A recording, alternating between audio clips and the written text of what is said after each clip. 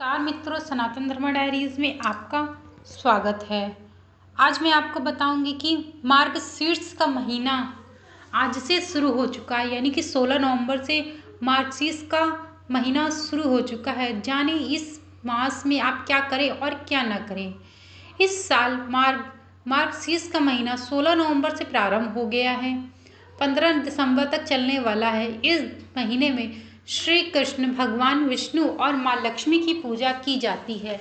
लेकिन मार्गशीर्ष महीने के कुछ नियम होते हैं जिनका पालन करना बेहद जरूरी होता है। जानिए मार्गशीर्ष के महीने में क्या करें और क्या ना करें। इस बात का विशेष ध्यान रखें। हिंदू धर्म में हर महीने का अपना एक खास महत्व होता है। ये सभी माह किसी न किसी देव देवताओं को समर्पित होते हैं और सभी महीने में कुछ खास व्रत और त्योहार शामिल होते हैं। इन्हीं महीनों में से एक है मार्गशीर्ष का माह, जिसे आगहन भी कहा जाता है। यह साल का नवा महीना होता है।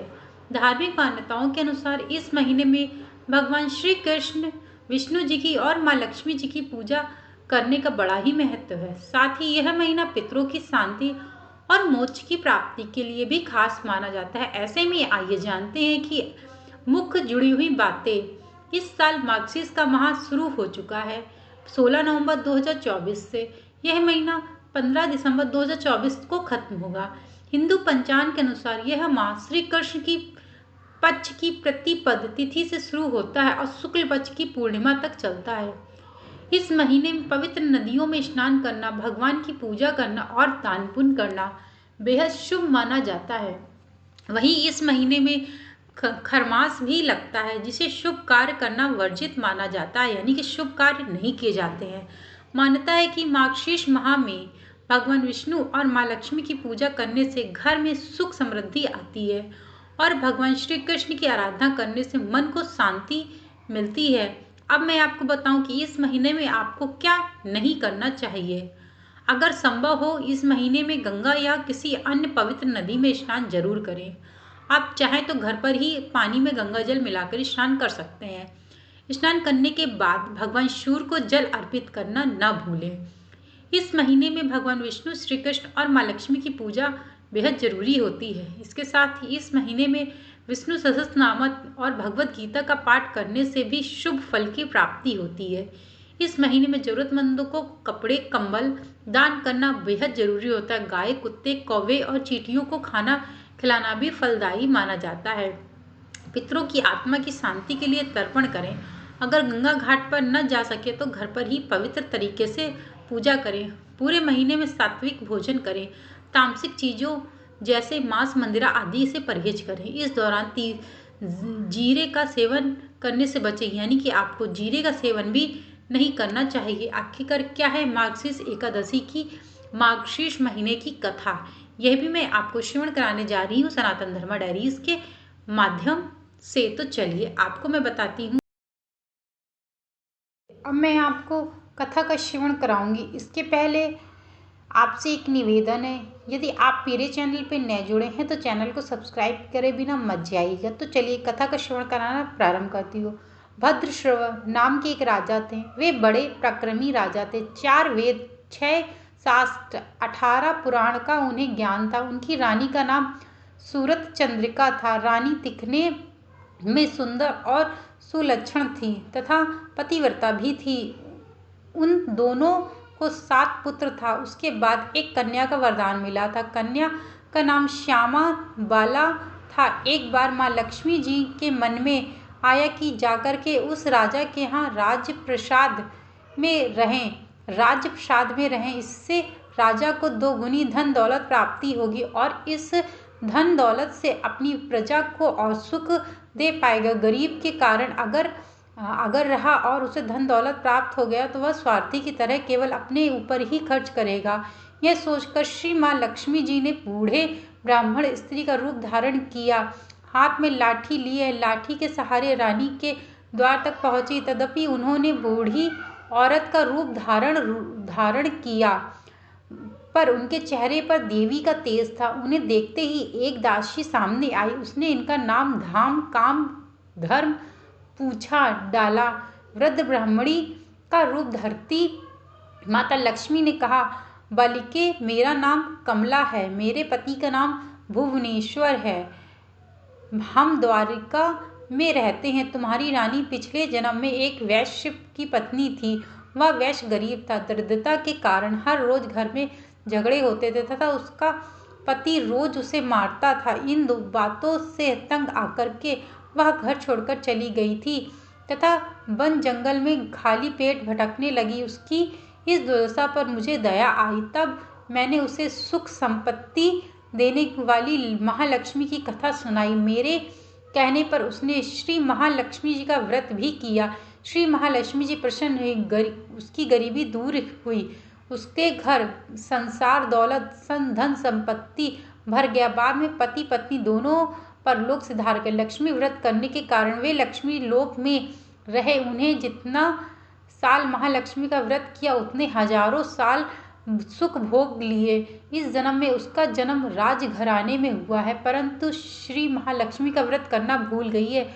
उसे याद दिलाने में कहाँ यहाँ मैं आई हूँ। बुढ़िया की बातें सुनकर दासी ने उन्हें प्रणाम किया। तब श्री महालक्ष्मी का व्रत किया इस तरह किया जाए बारे में पूछा। बुढ़िया ने रूप धारण किया हुआ था, इसलिए माँ लक्ष्मी ने दासी को पूछा कि विधि तथा महिमा बताई। इसके बाद वह दासी माता को प्रणाम रानी को बताने अंदर चली गई। राज वैभव में रहते हुए रानी को अपने ऐश्वर्य का बहुत घमंड हुआ था। संपत्ति तथा अधिकारी की वजह से वह बहुत घमंडी हो गई थी। दासी द्वारा बताई गई बुढ़िया की बातें सुनकर आग बबूला हो उठी। राजद्वार पर आकर बुढ़िया रूपी श्री माँ लक्ष्मी पर बरस पड़ी। उससे यह मालूम नहीं था कि माँ लक्ष्मी माता बुढ़िया का रूप धारण करके आई हुई है तथा अपना अनादर देख करके माता ने ठान लिया, ठहरना ठीक न समझा। वे वहाँ से चल पड़ी। राह में उन्हें राजकुमारी श्यामा बाला मिली। उन्होंने श्यामा बाला को सारी बात बताई। श्यामा बाला ने अपनी ओर से श्री माँ लक्ष्मी माता से क्षमा मांगी और माता को उस पर दया आई। उन्होंने श्यामा बाला को श्री माँ लक्ष्मी व्रत के बारे में बताया। उस दिन अगहन मार्गशीर्ष का माह का पहला गुरुवार था। श्यामल बाला ने परम श्रद्धा से श्री महालक्ष्मी जी का व्रत रखा। फलस्वरूप राजा सिद्धेश्वर के सुपुत्र मालाधार से उसका विवाह हुआ। वह धन दौलत ऐश्वर्य वैभव से मालामाल हो गई। पति के साथ ससुराल में आनंद पूर्वक बिताने लगी। इधर श्री महालक्ष्मी की रानी पर क्रोध हुई यानी गुस्सा हुई। फलस्वरूप राजा भद्रश्रव का राज्य एवं राजकोष नष्ट हो गया। यहाँ तक कि खाने के लिए भी लाड़े पड़ गए। ऐसी हालत में एक दिन रानी ने राजा से निवेदन किया कि हमारा दामाद इतना बड़ा राजा है, वह दानवान है, ऐश्वर्यशाली है, उन्हें क्यों न उसके पास जाया जाए, अपना हाल उसे बताएं, वह जरूर हमारी मदद करेगा। इस बात पर राजा भद्रश्रव दामाद के पास रवाना हुए। राजा राज्य में पहुंचकर एक तालाब के किनारे थोड़ी देर विश्राम करने के लिए ठहरे। तालाब से पानी लेने आते जाते दासियों ने उन्हें देखा। उन्होंने विनम्रता से उनकी पूछताछ की। तब उन्होंने मालूम हुआ कि वे रानी श्यामलवाला के पति हैं। तो दौड़ते हुए जाकर के उन्होंने रानी को सारी बात बताई। रानी ने दासी के हाथ राज परिधान भेजकर बड़े ठाठ से उनका स्वागत तथा आदर सत्कार किया, खान पान कराया। जब वे लौटने लगे तो सोने की मोहर से भरा घड़ा दिया। राजा भद्रश्रव जब वापस लौटते तो उन्होंने देखा कि रानी सूरत चंद्रिका खुश हुई है। उन्होंने सोने की मोहरों से भरे घड़े का मुंह खोलकर हाय भगवान, घड़े में धन के बदले कोयले मिले। यह सब श्री माँ लक्ष्मी जी की प्रकोप से हुआ था।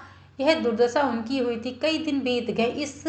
इस बार रानी स्वयं अपनी कन्या के पास गई। वह दिन अगहन माह का अंतिम गुरुवार था। श्यामलवाला ने श्री माँ लक्ष्मी जी का व्रत किया था, पूजा की, अपनी माता से भी व्रत कराया। इसके बाद रानी अपने घर आ गई। महालक्ष्मी जी का व्रत रखने पर उसे फिर से अपना राजपाट, धन दौलत, ऐश्वर्य प्राप्त हुई। वह फिर से सुख शांति आनंदमय जीवन बिताने लगी। कुछ दिनों के बाद राजकन्या श्यामलवाला अपने पिता के घर आई। उसने अपने घर देखा तो सुत चंद्रिका को पुरानी बातें याद आई।